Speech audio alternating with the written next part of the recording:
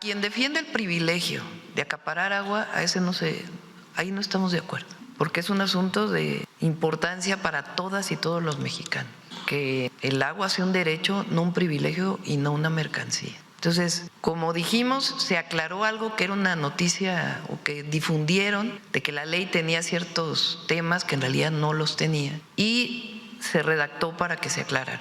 El recurso que es del pueblo se da de manera directa a los productores agrícolas y a los pequeños productores, los grandes productores que antes se veían beneficiados con los programas, esos ya tampoco. Es esencialmente al pequeño productor. La esencia del cambio a la ley de agua, que es que no haya acaparamiento de agua en unos cuantos, que a su vez se venda para beneficio privado, eso sí va a cambiar. Eso para nosotros es fundamental. México debate la nueva ley de aguas nacionales con protestas y bloqueos de carreteras en varios estados del país. La iniciativa fue presentada en octubre y propone cambios de fondo en el sistema de concesiones de agua que opera desde hace más de 3 décadas. Desde 1992, con la reforma a la Ley de Aguas Nacionales, se permitió que los derechos sobre el agua se convirtieran en bienes transferibles entre particulares. Eso dio origen a un mercado en el que concesiones para riego, pozos o uso agrícola e industrial podían venderse, heredarse o transferirse. Este mecanismo posibilitó que grandes capitales agrícolas, agroindustriales, industriales, incluso inmobiliarios acumularan agua, muchas veces pagando tarifas mínimas o nada en el caso agrícola, y creando desigualdades profundas en el acceso al recurso. En algunos casos, las concesiones estaban duplicadas, mal registradas, poco vigiladas o revendidas. Es decir, un mercado gris o incluso negro de agua, opaco, con permisos que cambiaban de manos, sin control real de uso, sobreexplotación o subutilización. La reforma, entonces, intenta desmontar ese sistema, que el Estado retome la rectoría, que las concesiones no sean mercancía y que el agua deje de ser objeto de especulación o privilegios privados. La presidenta Claudia Sheinbaum insiste en que busca devolver al agua su carácter de bien público, ordenar su uso y transparentar los permisos que durante años han permitido concentración y especulación del recurso. De fondo, lo que se juega no es solo una reforma técnica. La discusión de la ley de aguas revela un choque entre dos visiones, una que ve el recurso como patrimonio público y derecho humano, y otra que defiende un modelo de libre operación que en algunos casos permitió prácticas discrecionales y desigualdad hídrica. La discusión sobre quién puede decidir sobre el agua, cómo se reparte y qué papel tendrá el Estado en un futuro marcado por la escasez muestra también una encrucijada planetaria. Ver el agua como un bien común o como una mercancía. Esto decíamos hace unos días en el editorial de Diario Red. Y una vez más, el eterno debate, ahora más presente que nunca, entre los derechos sociales y el mercado, entre el beneficio de la sociedad y el económico, entre un modelo privatizador y depredador que solo busca favorecer a unas minorías y otro modelo que busca el bien general y la defensa de los derechos humanos más que los del capital. Un debate representado hoy por gobiernos populares como los de Claudia Sheinbaum o Lula da Silva frente a los populistas de derechas como Milei, que hace algunas semanas planteaba la privatización del agua y que como primer paso legalizaba que se pudiera cortar este recurso básico a las familias que no puedan pagarlo. México debate una ley que, en caso de aplicarse correctamente, demostrará una vez más que los procesos privatizadores del neoliberalismo sí son reversibles en beneficio de la mayor parte de la población. Hoy en la base América Latina hablamos de la nueva ley de aguas, de sus ventajas, de lo que todavía le falta para que el agua efectivamente no se convierta en una mercancía. Bienvenidos y bienvenidas. La base América Latina.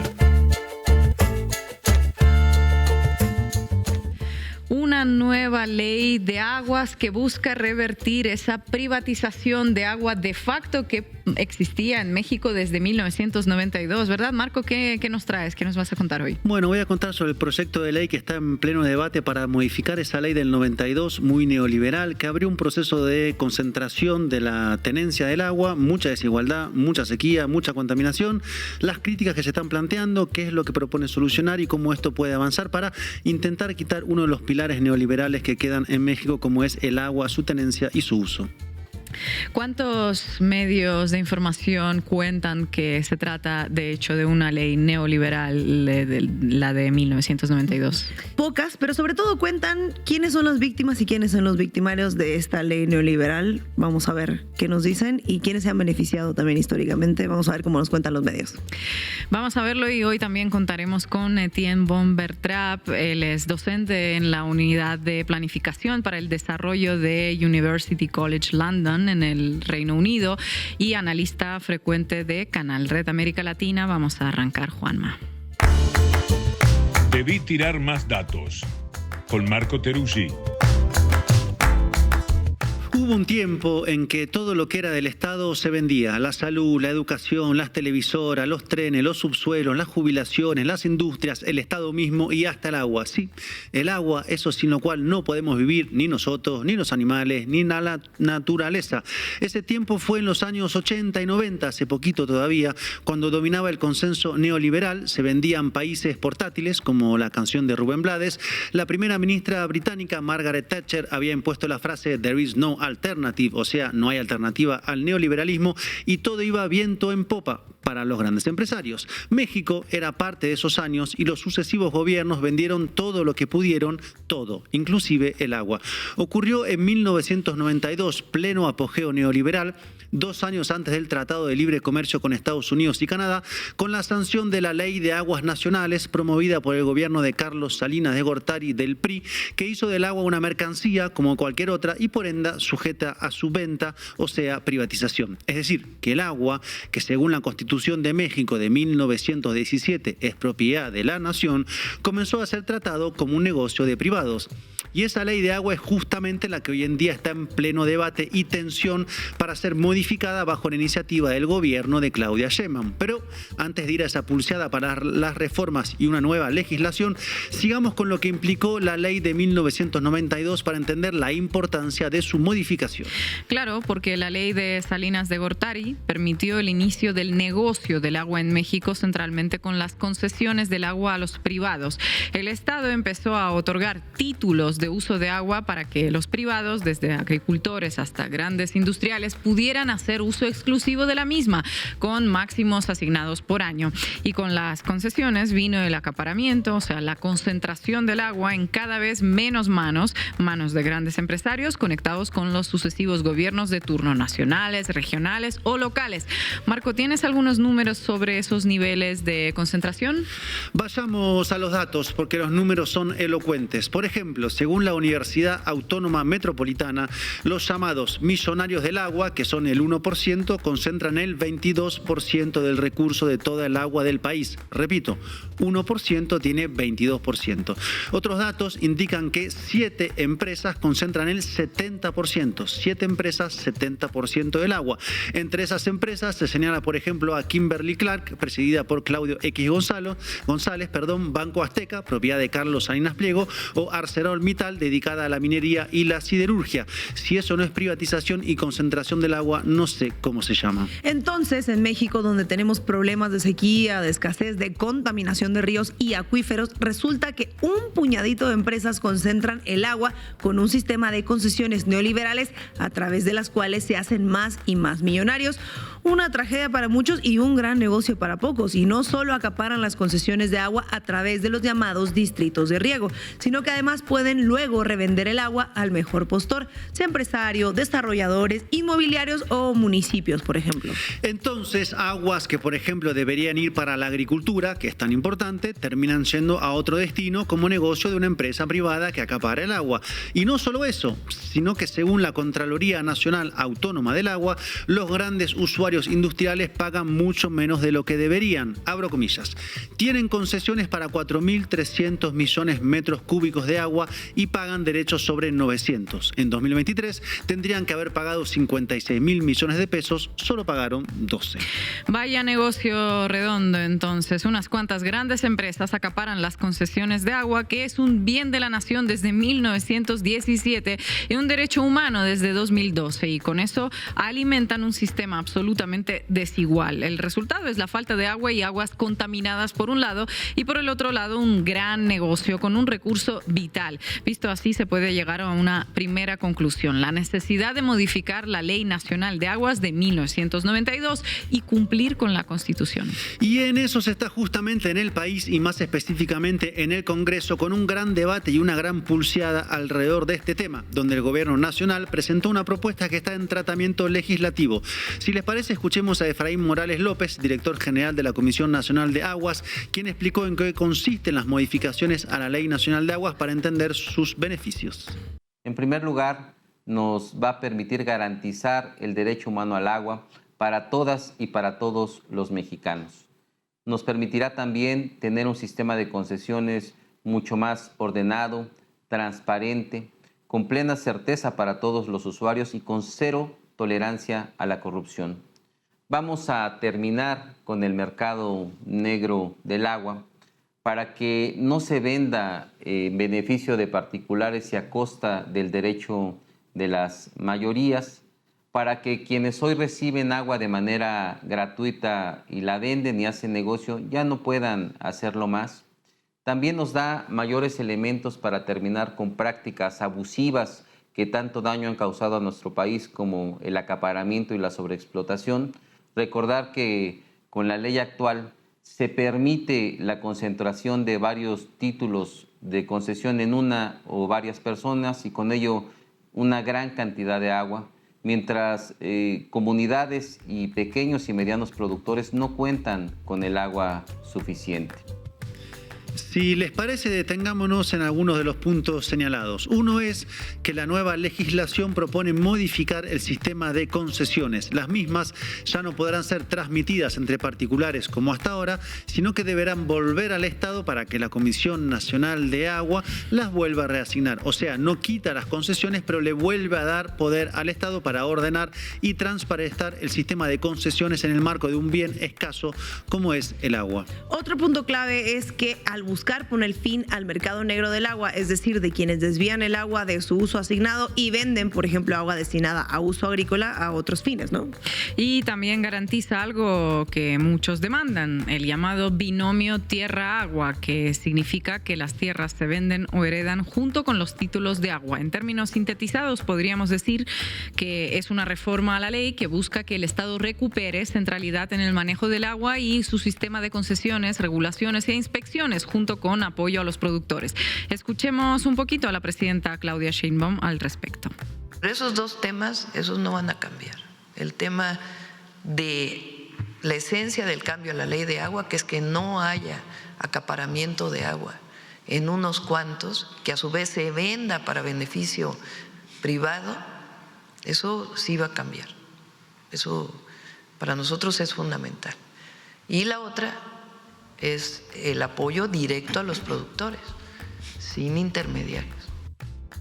La reforma a la ley es resistida por diferentes actores, tanto políticos como económicos, actores que muchas veces en realidad confluyen y en otras ocasiones son lo mismo, solo que cambian de chaqueta y de sombrero. Uno de esos actores ya apareció en acción 2 veces en las últimas semanas. Me refiero a algunos sectores del agro, como el Frente por el Rescate del Campo Mexicano, que realizaron bloqueos a las carreteras a fines de octubre y de noviembre. En este caso, el día martes se registraron algunas protestas en estados como Zacatecas y Guanajuato, con cortes de carreteras con tractores, algunos de los cuales de hecho llegaron a Ciudad de México. En términos políticos, los diferentes partidos opositores se opusieron, valga la redundancia, como Movimiento Ciudadano, el PRI o el PAN. Hablando del PAN, escuchemos al diputado Pablo Gonzalo Martínez.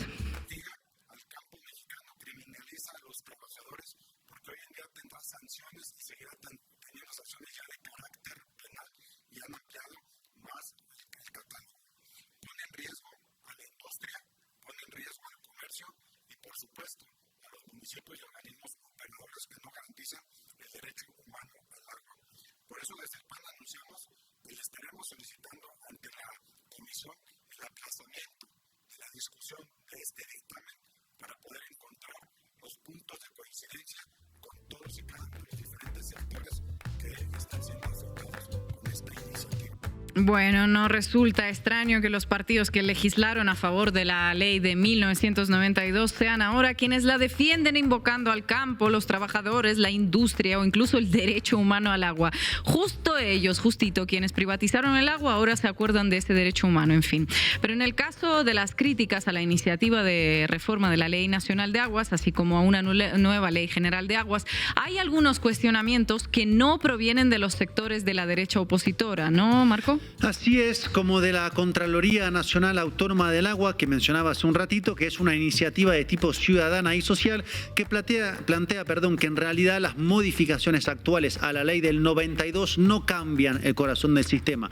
No prohíbe, por ejemplo, que sean los privados quienes administren el agua o no modifica las estructuras para poder evadir los pagos a los impuestos. Entonces tenemos que la nueva legislación impulsada por el gobierno tiene cuestionamientos por derecha y por izquierda, para decirlo de manera sintetizada. Por un lado están quienes lo hacen para defender el actual modelo y privilegios de unos pocos y claro, los presentan como los intereses de los campesinos o el campo o los productores, porque no pueden presentarlos como lo que son grandes ganancias de millonarios que se lucra con un bien vital y escaso. Y por el otro lado hay cuestionamientos de quienes plantean que la nueva ley o bien no contempla determinados aspectos puntuales o bien no va lo suficientemente lejos en la reforma que debería hacerse para terminar con el modelo neoliberal iniciado en los años 80 y 90. En cuanto al gobierno, la decisión que tomó es clara: modificar la legislación de 1992 que neoliberalizó el agua y avanzar en la recuperación del rol y poder del Estado, lo público, para reordenar el servicio de agua en el país que tanto lo necesita. Una reforma como parte del conjunto de modificaciones al orden neoliberal heredado que viene haciendo la Cuarta Transformación, orden que aún pesa sobre las estructuras económicas y sociales de México. Gracias, compañero. Y estamos poniendo orden, se tiene que poner orden para evitar la corrupción y también pues para garantizar que todos tengamos agua o que en aquellos lugares donde hay escasez de agua se privilegie el consumo humano del agua.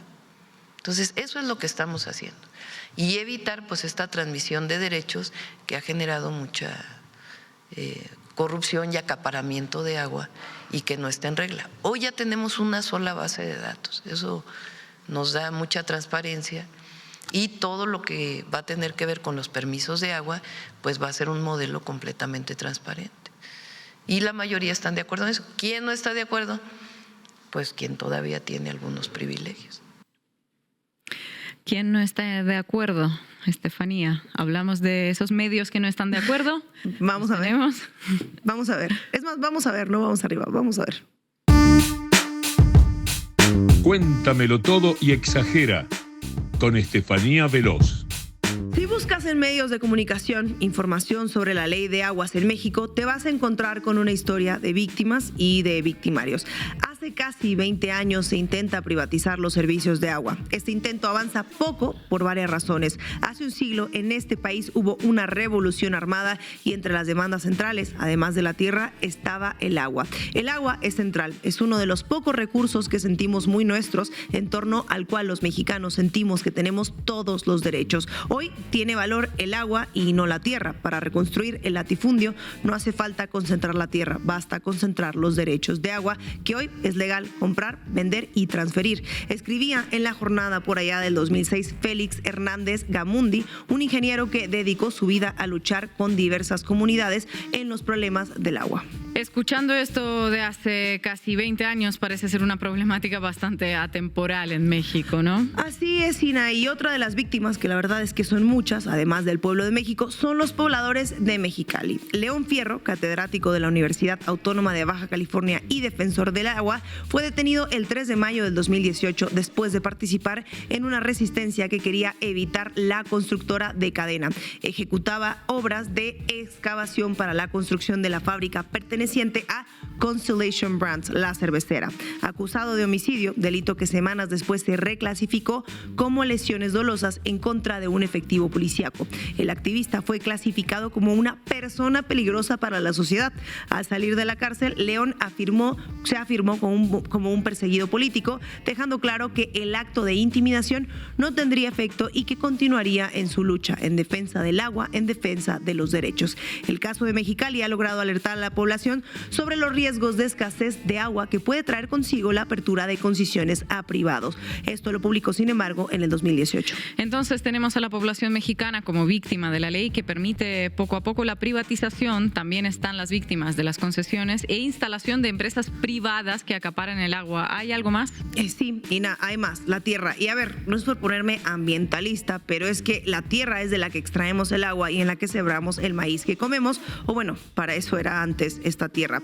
Esta tierra ya no sirve porque ya tiene más de 10 años que se riega con esa agua. Para producir buena alfalfa, buen maíz, ya no. Trae muchos metales minerales, mucho arsénico, mucha sal, mucho plomo, mucho zinc.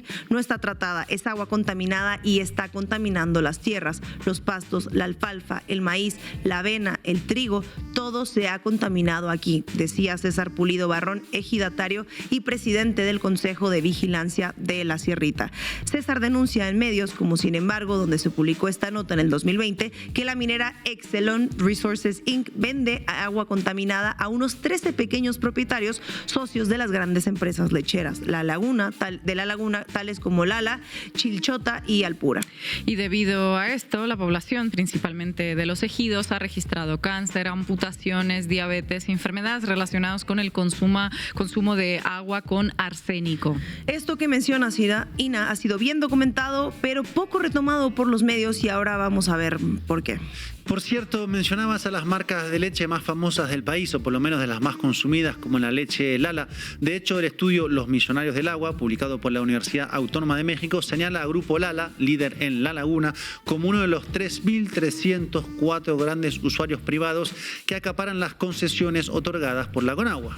Esta historia se encuentra en algunos medios de comunicación, no en los tradicionales, pero están, y hoy ante la discusión de la nueva ley de aguas resurgen, incluso si en su momento, cuando fueron publicados, pues pasaron desapercibidos. Pero nos decías también que esta es una historia de víctimas y victimarios. ¿Quiénes entonces son los victimarios? Pues fíjate, Ina, que uno de estos se ha hecho presente en los últimos días en medios de comunicación como un quejoso interesado en esta nueva ley de aguas. Claro, estos interesados o afectados sí tienen espacio en medios tradicionales y es más fácil encontrar una queja de estos sectores en titulares que los reportajes sobre las personas afectadas por la actual ley de aguas. La política online. Sector minero ahora muestra preocupación por la ley de aguas de la 4T. Señalan la redacción del artículo 118 mismo que complica la infraestructura en zonas clave para el gremio.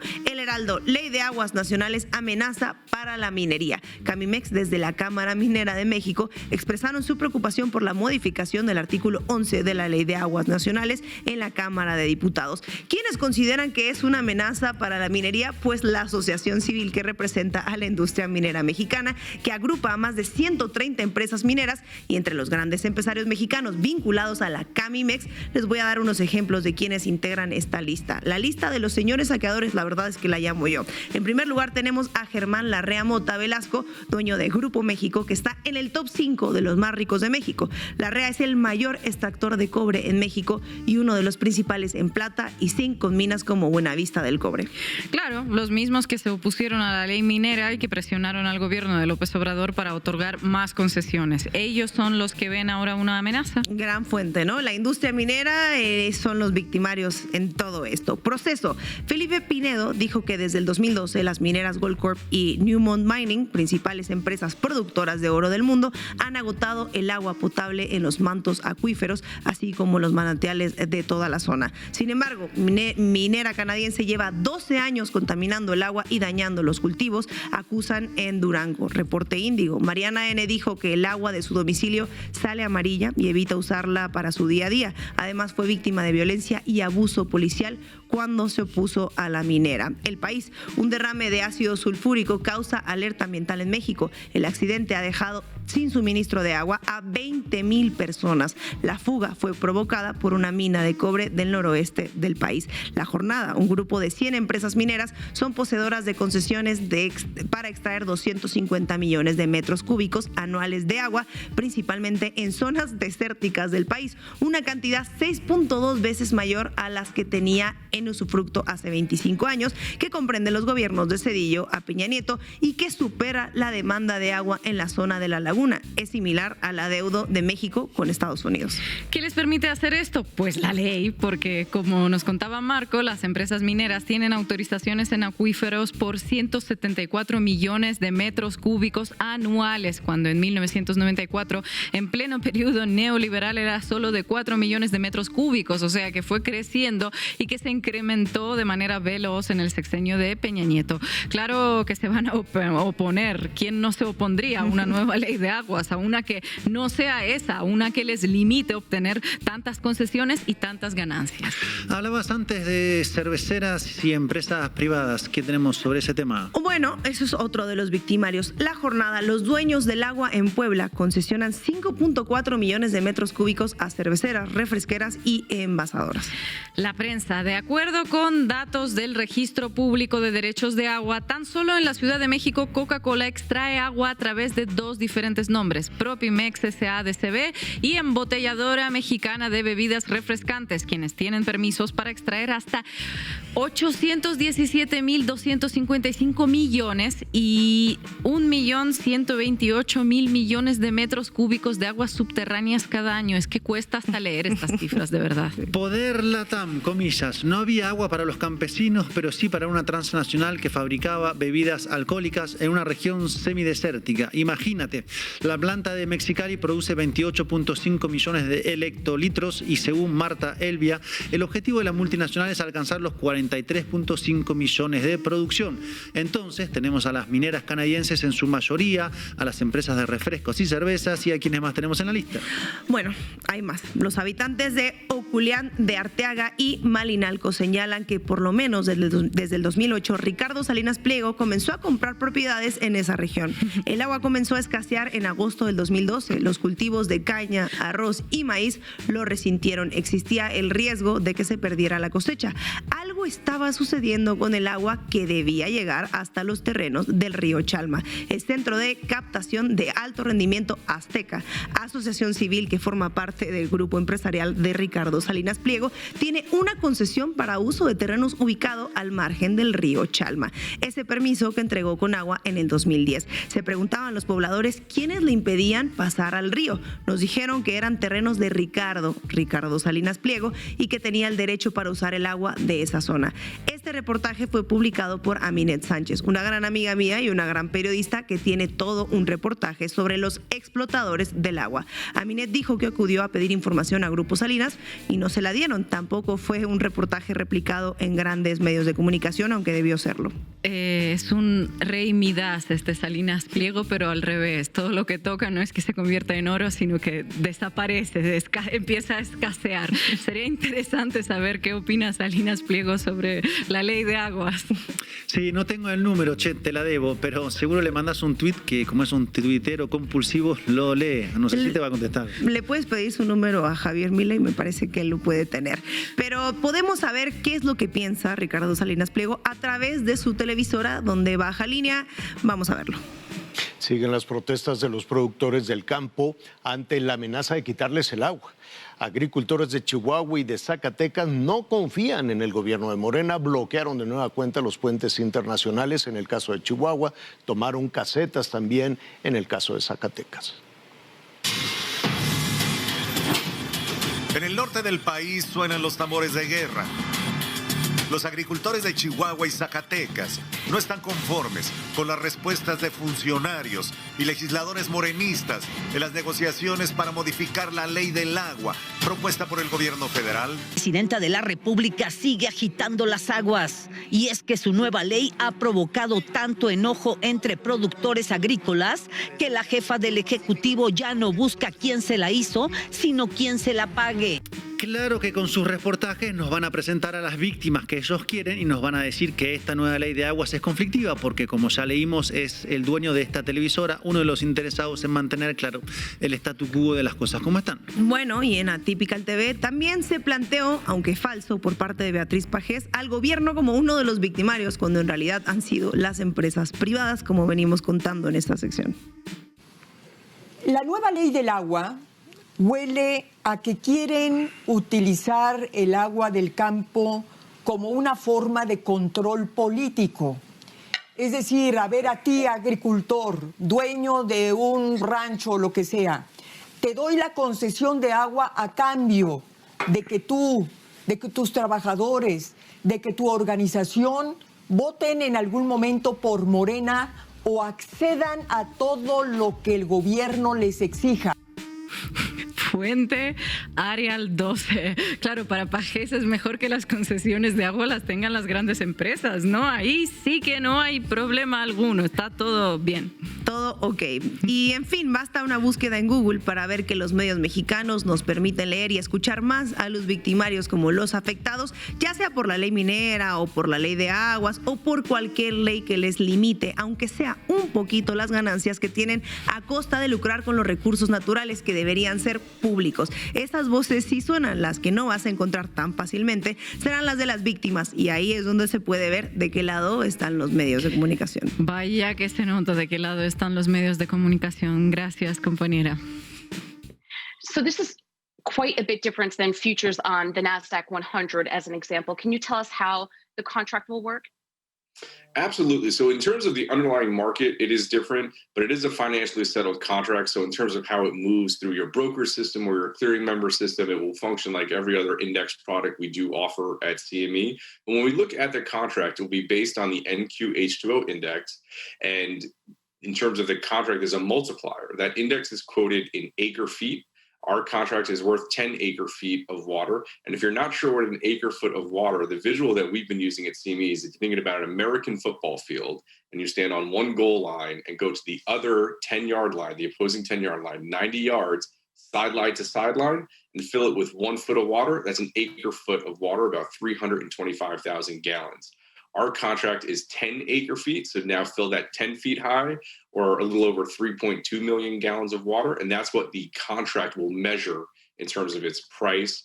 It'll be financially settled against the index and traded on Globex, available for block trading, just like every other contract, but based on that index tied to the price of water in California. And in terms of your ability to use it, it functions no differently. So we're excited to bring this product to market later this quarter. A buena entendedora, con Ina Afinogénova. Decía este señor que están entusiasmados con llevar este nuevo producto al mercado. ¿Saben, no? ¿Cuál es este nuevo producto que llevan al mercado? Sabían que el agua cotiza en bolsa, ¿no? Repito la pregunta por si no se escuchó bien. ¿Sabían que el agua ya cotiza en bolsa? Tal como lo escuchan y tal como se lo acaban de oír a este señor de Nasdaq. Mientras aquí en México se busca regular el uso de agua para evitar que unos cuantos millonarios y terratenientes dejen a millones de personas sin ella, nuestros vecinos en California van en la dirección contraria. Han generado el mecanismo para que el agua sea un commodity sujeto a especulación en los mercados financieros.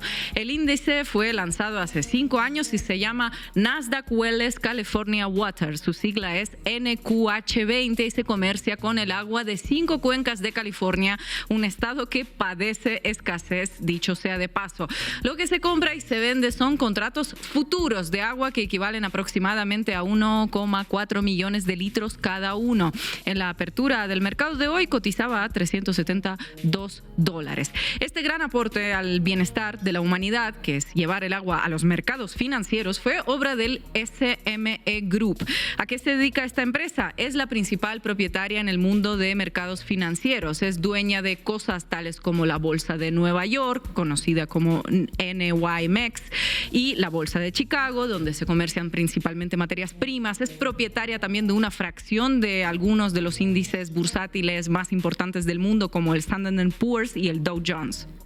El argumento acerca de las bondades de que el agua cotice en bolsa es el mismo que los agentes financieros propagan en todo tiempo y lugar. Da igual que hablemos de tuercas, isotopos radioactivos o agua. ¿Qué es lo que dicen? Que todo tiene un precio y que llevarlo a los mercados financieros ayudará al uso y a una asignación de recursos más eficiente. Eficiencia. ¿Qué es lo que se puede comprar y vender allí? Bueno, no es exactamente agua, son contratos futuros de agua, como dije. Son apuestas acerca del valor que tendrá el agua en una fecha futura. El argumento propagandístico es que estos contratos permiten a quien sabe que en el futuro va a necesitar agua, pues contratar una suerte de seguro ante las fluctuaciones que pueda tener el precio. Para graficarlo con un ejemplo concreto, la cuestión funcionaría así. Un productor de naranjas de California que sabe que el próximo verano va a necesitar mucha agua para regar sus árboles puede comprar contratos futuros en invierno cuando hay menos demanda y el precio está más barato. Si en verano el precio sube, el productor podrá vender este contrato a un valor más alto y con esa diferencia que gana por su apuesta pagar la factura por el agua que utiliza. Funciona de una manera, digamos que similar a un seguro. ¿Qué ocurre si por algún motivo un agente financiero con la billetera bien gorda compra miles de estos contratos? Su precio subirá de manera desmedida. Por el contrario, cuando venda esos contratos, su precio se derrumbará. El argumento que usan para vendernos que es bueno que el agua cotice en bolsa es que sirve para cubrirse de la volatilidad. Pero es que si nos asomamos a ver cómo funcionan los mercados financieros, lo que ocurre es justo al revés. La cotización en bolsa primero multiplica la volatilidad y luego nos ofrecen el remedio para cubrirnos de ella. Veamos un ejemplo. El gráfico que ven en pantalla es la evolución del precio del trigo en el mercado de Chicago a lo largo de 10 años desde 1999 hasta el 2009. Como pueden ver, el precio se mantiene relativamente estable hasta el 2008. ¿Y qué ocurre en el 2008? Se desata la mayor crisis económica y financiera en décadas. Decenas de países entran en recesión y otros crecen más lentamente. En la realidad diaria de las personas, esto quiere decir que hay menos dinero y que consumimos menos. Menos plata, menos pan, menos trigo, o sea que el precio del trigo debería bajar y sin embargo ocurre lo contrario en el año 2008. Hay menos demanda del trigo real, ese que podemos tocar con la mano, pero sube la cotización de los contratos futuros de trigo. ¿Qué pasó entonces? ¿Cómo se explica? Cuando se produce una crisis financiera, los inversores se deshacen de los títulos más riesgosos y van a lo seguro. Seguro es que los seres humanos, para seguir viviendo, pues necesitamos comer. Si tengo en mi mano un papelito, un activo financiero cuyo valor subyacente es una empresa que fabrica computadoras y otro papelito cuyo valor depende del trigo, ¿qué hacer en un contexto de crisis económica mundial con mis papelitos? Yo podría ser tu broker de cabecera. Por favor, Marco Teruggi. Bueno, es sencillo. En una crisis, el que está pensando en renovar su vieja computadora no lo hace y espera un momento mejor. Se venderán menos computadoras y el valor de las empresas que las fabrican descenderá. Pero esa misma persona, mientras pueda, seguirá comiendo pan. Por lo tanto, mi recomendación de inversión es que te quedes con el papelito de trigo. Además, puedes vender el papelito de las computadoras y comprar otro que también sea de trigo y síganme para más negocios. Se lo recomiendo, síganlo, señor, señora, y siempre conviene llevar a un criptobro en el bolsillo del caballero y en la cartera de la dama. Lo que dice Marco Teruggi, mi broker de hoy, es lo que hacen los inversores en esos momentos. En su jerga, huyen del riesgo y van a lo seguro. En nuestro ejemplo, el trigo. ¿Cuál es la consecuencia de todo eso? Lo volvemos a ver en este gráfico. Cuando el precio del trigo debería bajar, sube. Las personas tenemos menos dinero, a todos nos cuesta más llegar a fin de mes, algunos directamente no llegan y otros recortan incluso su consumo de pan. Hace falta menos trigo y sin embargo su precio aumenta. ¿Por qué? No es porque los panaderos de, Iztapalapa estén comprando contratos futuros de trigo, es porque los inversores que nunca tocaron ni tocarán una espiga de trigo en su vida, en un contexto de crisis, se refugian en las cosas más seguras.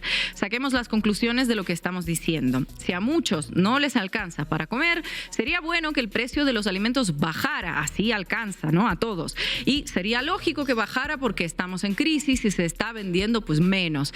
Sin embargo, y esta es la magia de los mercados financieros, el precio sube porque el capital especulativo se posiciona en instrumentos bursátiles ligados a los alimentos. Se vende menos trigo, pero el precio aumenta. El panadero de Iztapalapa compra la harina más cara y tiene que vender más caro su pan. Si a algunos ya no les alcanza para comer gracias a estos mercados financieros, ahora el problema se se multiplica porque los precios suben y son más los que no pueden comprar el pan, y así es siempre. Al revés de lo que dicen sus defensores, los mercados son ineficientes, pueden dar señales equívocas de inversión y asignan recursos de manera irracional. En el ejemplo que estamos viendo, y subrayo, es un ejemplo real que ocurrió en el año 2008 con el trigo, rompen incluso con la ley de la oferta y la demanda que tanto les gusta a los liberales, neoliberales y anarcoliberales. El mercado de futuros del agua es incipiente y maneja poco volumen. Sin embargo, si vemos su trayectoria, ya encontramos estos vaivenes. En el 22, el futuro del agua llegó a cotizar por encima de los $1.200 y acto seguido se derrumbó por debajo de los 200. Un ejemplo de cómo los mercados financieros promueven la volatilidad. Como decíamos al principio, California padece escasez de agua y en los últimos años se han registrado también grandes incendios. ¿Qué ocurrirá cuando en un contexto de ese tipo los futuros del agua trepen al cielo? Subamos un escalón más en la perversidad y cerremos con otros ejemplos, ahora sí imaginarios, pero sin olvidar que hasta hace poco tiempo Black Mirror era una serie futurista. Nosotros, todos nosotros, los que hacemos la base de este lado y ustedes que nos están viendo, tenemos muchos títulos de agua de una cuenca determinada y tenemos otra cuenca que compite con la nuestra. Si a la otra le sacamos de la cancha, el valor de la nuestra se multiplicará. La financiarización del agua no puede ser un incentivo para envenenar el agua de los competidores, ¿a que no? Si esta lógica se extiende, llegará el momento en que veremos grandes acueductos llevando agua hacia los barrios más ricos, mientras millones de sedientos la vemos pasar a nuestro lado sin poder acercarnos. Los dejo con el escalofrío de las preguntas y nos reencontramos mañana en este mismo canal con una nueva edición de esto que hemos dado en llamar Imagina tu propia distopía. La postura de nuestra presidenta ha sido una postura valiente, una postura clara. Llegamos a transformar el régimen del agua en nuestro país, a terminar con el abuso, a terminar con el acaparamiento, a terminar con la sobreexplotación y a garantizar la viabilidad de este recurso natural tan preciado para el pueblo de México. Nuestro objetivo es que haya agua suficiente para garantizar el derecho humano, que haya agua suficiente para garantizar la producción de alimentos y que también contemos con agua para impulsar los proyectos que nos lleven al desarrollo nacional. Estas reformas representan un acto de justicia para el pueblo de México y esperamos que durante los próximos días este dictamen sea discutido y sea votado de una manera favorable en la Cámara de Diputados.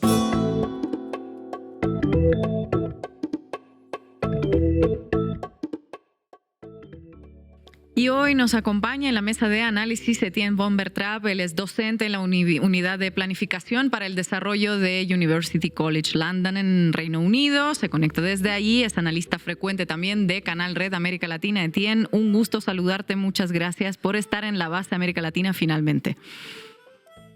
Hola, ¿qué tal? Gracias Ina, Estefanía y Marco por la invitación. Etienne, estábamos hablando de la nueva ley de aguas. Vamos a empezar por partes. ¿Qué ves de positivo en esta reforma a la Ley Nacional de Aguas?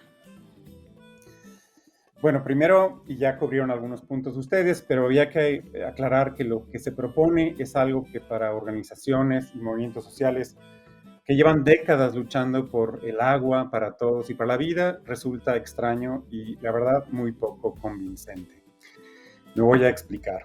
En lugar de abrogar la Ley de Aguas Nacionales, que se creó en el 92 como condición para ingresar al Tratado de Libre Comercio, y sustituirla por una ley que modifique ese carácter mercantil y extractivista, lo que la Conagua pretende es una serie de reformas menores a esa ley salinista y añadir a ese entramado legal una ley general de aguas con el fin de garantizar el derecho humano al agua.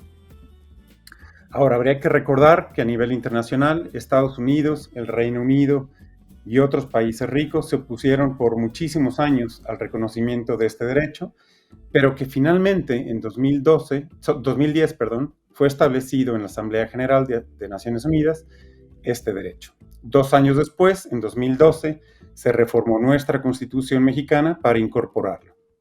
Entonces, una primera virtud es la de buscar que el Estado mexicano cumpla finalmente con sus responsabilidades frente al derecho humano al agua y hay que añadir al saneamiento también.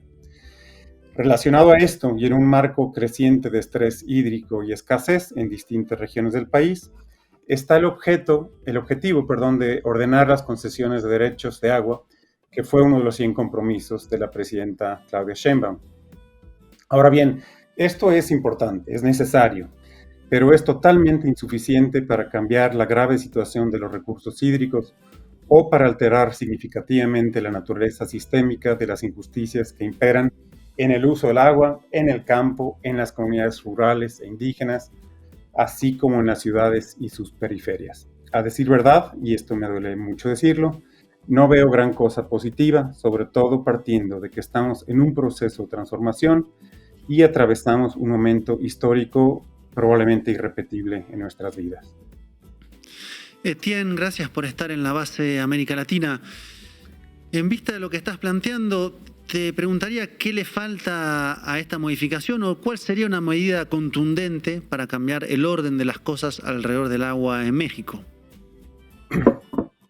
Sí, primero quería decir que desde el sexenio de López Obrador muchos esperamos algo más ambicioso, me voy a referir a algunos de los puntos, para construir un futuro más viable, menos conflictivo, sobre todo frente a los desafíos que supone el colapso climático. Yo quisiera apoyarme en lo que ha pronunciado la Coordinadora Nacional Agua para Todos, Agua para la Vida, y la Contraloría Nacional Autónoma del Agua, a la cual se han referido, quienes han dado seguimiento puntual a lo propuesto y han buscado, la verdad sin mucho éxito, incidir en las reformas. Es importante decir que Agua para Todos es un movimiento nacional de personas y colectivos muy comprometidos con la justicia socioambiental y son de hecho aliados naturales de la Cuarta Transformación y que justo crearon, mediante un proceso largo y podría decir único en el mundo, una iniciativa ciudadana de Ley General de Aguas que fue presentada al Congreso en febrero de 2020, ya hace más de 5 años. Ya ha estado ahí en la congeladora. En esencia, la lectura de Agua para Todos es que la Conagua está promoviendo cambios para que nada cambie, o al menos nada sustancial. Como lo advierten, se notan las manos neoliberales, no ha muerto el neoliberalismo en ese paquete. Nombro algunas de las ausencias y problemas con lo que propone la Conagua. Primero, no prohíbe la privatización, el desarrollo de infraestructura y en los servicios de agua y saneamiento, al mantener intacto un artículo, el 102, que la promueve y la fomenta. También mantiene intocado los consejos de cuenca, que se nos vendieron como instrumentos de gobernanza participativa en cuencas hídricas, pero en los que solo participan representantes de los grandes usuarios y dejan fuera las voces y preocupaciones de pueblos indígenas, pequeños productores y comunidades afectadas por la contaminación, así como a sus aliados. No contiene previsiones, por ejemplo, para la protección del agua en acuíferos kársticos de la península de Yucatán, que son sumamente sensibles a la contaminación y están sujetos a presiones como nunca antes. No reconoce los derechos de los pueblos indígenas para gestionar las aguas en sus territorios según sus propias formas de gobierno. Esta es una exclusión que viene de la ley salinista y las reformas propuestas no la modifican. Mantiene la discrecionalidad en el cobro de los derechos, así como la discriminación en las extinciones de volúmenes, lo que pudiera afectar a los pequeños agricultores. O sea, las preocupaciones no vienen solo de los potentados como la familia Levarón y estos grandes industriales agrícolas. También hay preocupaciones en los pequeños agricultores. Aquí un dato. De acuerdo con investigaciones recientes, los usuarios industriales y de servicios solo pagan derechos sobre una fracción de los volúmenes concesionados y esto ha significado ya una evasión de decenas de miles de millones de pesos. Mantiene también la laxitud en lo que se refiere a sanciones, como la suspensión o clausura de pozos, tomas o descargas. Y aquí los grandes usuarios del agua, sobre todo industriales, viven en el paraíso. Tienen un esquema de autorregulación que ha llevado a México a tener varios de los ríos más contaminados y tóxicos del mundo, como el río Lerma-Santiago, el Atoyac y el Tula, mismos que también se comprometió este gobierno a sanear. Y aquí vale recordar que de nuestro país es de donde más casos se han llevado a tribunales éticos como el Tribunal Latinoamericano del Agua, que en su audiencia en Buenos Aires en 2012 resolvió condenar al Estado mexicano por la violación a los tratados internacionales y al ordenamiento jurídico interno. O sea, teníamos leyes inadecuadas, pero además no se cumplen. y por la incapacidad de las distintas autoridades para establecer mecanismos efectivos de acceso a la justicia ambiental. También alertó el tribunal por los niveles de conflictividad social. En esos años, la Asamblea Nacional de Afectados Ambientales registró 220 conflictos socioambientales, estando el agua presente en gran parte de ellos. Y sobre ello, el Tribunal del Agua señaló la ausencia de instrumentos de participación ciudadana para canalizar esa conflictividad.